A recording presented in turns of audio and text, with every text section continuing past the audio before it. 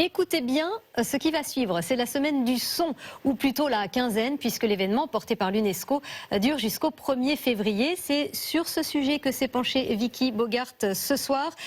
D'abord, Vicky, une vaste étude a été réalisée sur la relation entre les sons compressés et qui sont omniprésents dans nos appareils électroniques et notre perte auditive.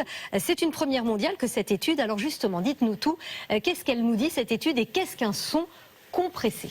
Alors un son compressé, c'est une technique visant à supprimer les écarts entre les sons forts et les sons faibles. Cela consiste donc à relever le niveau sonore d'un son faible pour qu'il soit mieux perceptible et à l'inverse à diminuer un son fort. Le son de la radio, de la télévision, des plateformes numériques de musique, des consoles de jeux vidéo par exemple est compressé.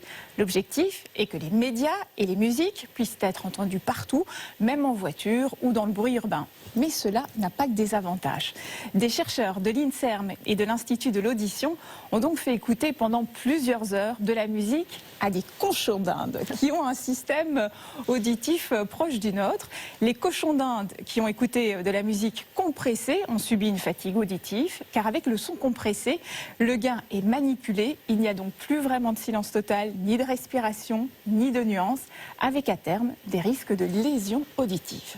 Alors, deuxième sujet très important, le lien entre l'environnement sonore et l'apprentissage. Tout à fait. Selon un sondage Opinionway pour Ecofond que nous vous dévoilons en exclusivité, 66% des enseignants trouvent leur classe bruyante. Un bruit qui engendre de la fatigue et du stress. Résultat, 16% des professeurs déclarent avoir déjà été en arrêt de maladie à cause des conséquences du bruit à l'école.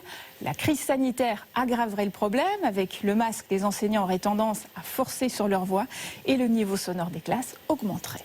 Alors plus généralement, Vicky, quel est le lien entre la pollution sonore et notre santé ? Il faut savoir que dans les zones les plus denses d'Île-de-France, le bruit fait perdre près de 11 mois d'espérance de vie en bonne santé. C'est important de le préciser, en raison de troubles du sommeil notamment. Pour limiter certaines nuisances liées au transport, le gouvernement commence à tester des radars sonores pour identifier les véhicules trop bruyants. C'est une première. Mais il n'y a pas encore de contravention pour le moment. Voilà, on en reparlera quand il y en aura. Merci beaucoup Vicky, en tout cas, pour toutes ces informations.